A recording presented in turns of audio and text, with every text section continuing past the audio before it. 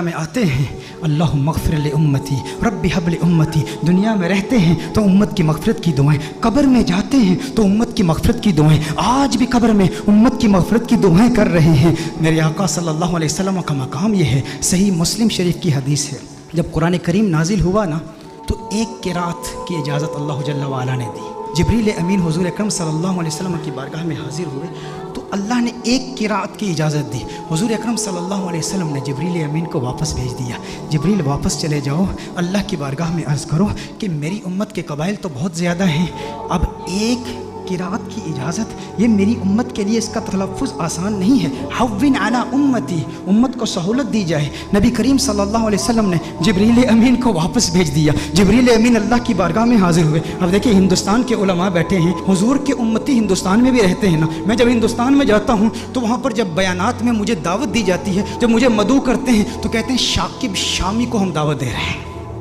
شاکب شامی کہیں گے یا ثاقب سامی کہیں گے؟ تو ہندوستان کے کچھ ایسے علاقے ہیں جہاں پر سے اور شین کو اکٹھے نہیں وہ تلفظ کر پاتے، ادا نہیں کر پاتے۔ نظام الدین اولیاء رحمہ اللہ کی بارگاہ میں گیا تو وہاں کہتے ہیں نجام الدین اولیاء۔ ہندوستان بہت بڑا ہے، میں حیدرآباد دکن میں گیا تو وہاں قرآن کی جگہ قرآن کہہ رہے ہیں، قرآن۔ تو ہر ایک کے لیے تلفظ آسان نہیں ہے، تو میں کہتا ہوں وہ تو ایک ہندوستان ہے، میرے آقا صلی اللہ علیہ وسلم کی امت تو پوری دنیا میں ہے۔ تو حضور نے اللہ کی بارگاہ میں التجا کی کہ یا اللہ میری امت کے لیے بہت مشکل ہے، ایک قرات کی اجازت دی ہے، مزید اضافہ کیا جائے۔ جبریل امین اللہ کی بارگاہ میں حاضر ہوتے ہیں، اللہ ارشاد فرماتا ہے جا جبریل واپس جا، دو قراتوں کی اجازت۔ حضور پھر عرض کرتے ہیں، ارشاد فرماتے ہیں جبریل واپس چلا جا، دو بھی کافی نہیں ہے۔ جبریل امین پھر اللہ کی بارگاہ میں حاضر ہوتے ہیں، مزید اضافہ کیجئے۔ اللہ نے ارشاد فرمایا تین قراتوں کی اجازت۔ حضور کی بارگاہ میں جبریل امین حاضر ہوتے ہیں، حضور فرماتے ہیں حوّن علی امتی، مزید سہولت دی جائے میری امت کو۔ اللہ نے ارشاد فرمایا جا میرے محبوب تیرے صدقے 7 قراتوں کی اجازت ہے۔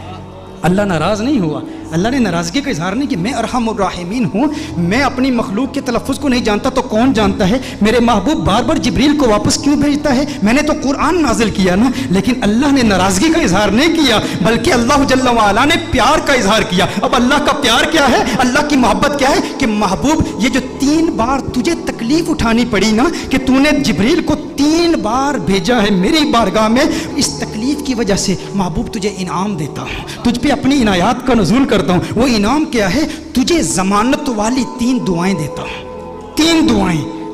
صحیح مسلم کی حدیث کا مفہوم پیش کر رہا ہوں، ضمانت والی 3 دعائیں، جب بھی مانگے گا قبول ہو جائیں گی۔ سارے انبیاء کو دعائیں دی گئی، حضرت سلیمان علیہ السلام کو بھی ایک ضمانت والی دعا دی گئی کہ جو دعا کرے گا قبول ہو جائے گی۔ باقی انبیاء کو ایک ایک دعا دی گئی، حضور اکرم صلی اللہ علیہ وسلم کو 3 دعائیں دی گئی کہ ہے محبوب 3 دعائیں ہیں۔ سلیمان علیہ السلام نے دعا کیا کی؟ یا اللہ مجھے بادشاہ ایسا بنا دے کہ میرے جیسا کوئی بادشاہ نہ ہو۔ اللہ جل وعلا نے دعا قبول کر لی۔ ابراہیم علیہ السلام نے اپنی اولاد کے لیے دعا کی کہ یا اللہ میری اولاد میں انبیاء اور رسول بھیج، اللہ نے وہ دعا قبول کر لی۔ حضرت نوح علیہ السلام نے اپنے دشمنوں کی تباہی کی دعا کی، ان کے دشمنوں کو اللہ نے تباہ کر دیا، سب کی دعائیں قبول ہوئی۔ لیکن ہر نبی نے جو دعا کی نا، یا اپنے لیے کی یا اپنی اولاد کے لیے کی یا اپنے دشمنوں کی ہلاکت کے لیے کی، انہیں ایک ایک دعا ملی۔ لیکن کونین کے والی صلی اللہ علیہ وسلم کو 3 دعائیں ملی۔ لیکن میرے آقا کی دعائیں کیا ہیں؟ میرے آقا صلی اللہ علیہ وسلم نے ایک بھی دعا اپنے لیے نہیں کی، 2 دعائیں دنیا میں ہی کر لی اور ایک دعا آخرت کے لیے مؤخر کی۔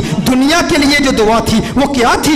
اللہم اغفر لامتی، اللہم اغفر لامتی، اللہم اغفر لامتی، ہے اللہ میری امت کی مغفرت فرما۔ میرے آقا صلی اللہ علیہ وسلم نے دوسری دعا کیا کی؟ پھر اللہم اغفر لامتی، ہے اللہ میری امت کی مغفرت فرما۔ علماء نے کلام کیا ہے کہ پہلی جو دعا تھی وہ کبائر گناہ کے لیے تھی، دوسری جو دعائیں تھی وہ صغائر گناہ کی ہے، لیکن تیسری دعا میرے آقا صلی اللہ علیہ وسلم نے مؤخر کر لی۔ اور مؤخر کیوں کی؟ حضور نے ارشاد فرمایا یہ تیسری دعا آخرت کے لیے بچا کے رکھی ہے۔ یا رسول اللہ صلی اللہ علیہ وسلم کیوں بچا کے رکھی ہے؟ حضور نے ارشاد فرمایا وہ آخرت کا دن ایسا دن ہے جب سب نبیوں کی امتیں یہاں تک کہ انبیاء بھی میری بارگاہ میں حاضر ہوں گے، یہ ان کے لیے سنبھال کے رکھی ہے۔ حضور اکرم صلی اللہ علیہ وسلم نے ابراہیم علیہ السلام کی امت کے لیے، عیسیٰ علیہ السلام کی امت کے لیے، موسیٰ علیہ السلام کی امت کے لیے، ان سب کی امتوں کی مغفرت کے لیے یہ دعا سنبھال کے رکھی ہے۔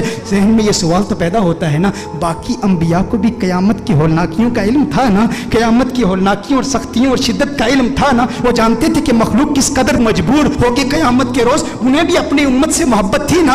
باقی انبیاء نے آخرت کے لیے دعا کیوں نہیں بچا کر رکھی؟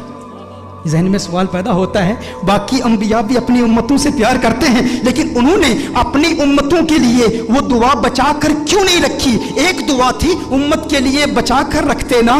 انبیاء کو پتا تھا، انبیاء جانتے تھے کہ اس لجپال کو لاج ہے۔ ارے ہم کیوں پریشان ہوں جس کی آمد کے تذکرے ہم کب سے کر رہے ہیں، اپنی امتوں کو بتا رہے ہیں وہ محمد عربی آ رہا ہے، وہ لجپال ہے، جہاں اپنی امتوں کو بچائے گا وہاں ہماری امتوں کو بھی بچائے گا۔